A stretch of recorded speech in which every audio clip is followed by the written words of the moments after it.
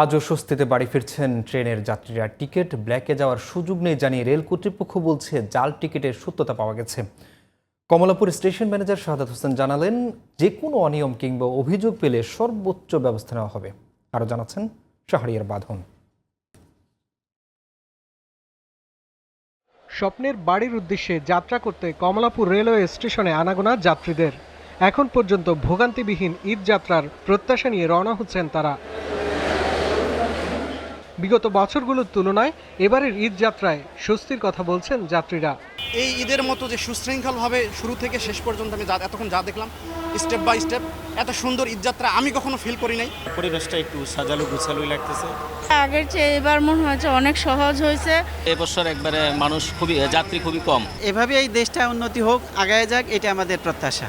তবে টিকিট কালোবাজারি না থাকলেও অনলাইনে টিকিট কাটতে বেগ পোহানোর পাশাপাশি ভ্রমণে চুরি কিংবা ছিনতাই আতঙ্কে রয়েছেন অনেকেই। আধা ঘন্টা ট্রাই করেও অ্যাপস থেকে আমি জাস্ট একটা টিকিট কাটতে পারছি, দুটো কাটতে পারি নাই। সার্ভারে ঢোকার সাথে সাথেই সব টিকিট শেষ হয়ে যায়। এটা কি করে হয় আই ডোন্ট নো।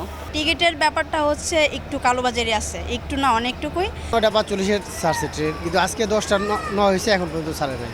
আইন শৃঙ্খলা এবং সন্ত্রাসী চোর ডাকাত যেন মানুষের হয়রানি না করে। সরকারের কাছে আবেদন, এটা আমাদের ছিনতাইকারী যাতায়াত ব্যবস্থাতে সুবিধা ভালো দেয়।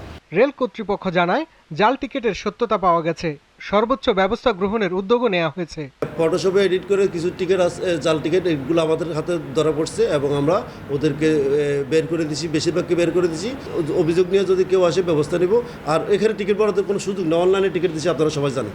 যাত্রীদের নিরাপত্তার স্বার্থে এবং ঈদ যাত্রা আরও বেশি নির্বিঘ্ন করতে আইন শৃঙ্খলা বাহিনীকে নিয়ে কর্তৃপক্ষ সর্বোচ্চ সোচ্চার রয়েছে বলেও দাবি করেন এই রেল কর্মকর্তা।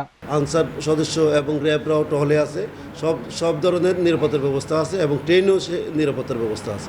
শাহরিয়ার বাঁধন, জিটিভি নিউজ, ঢাকা।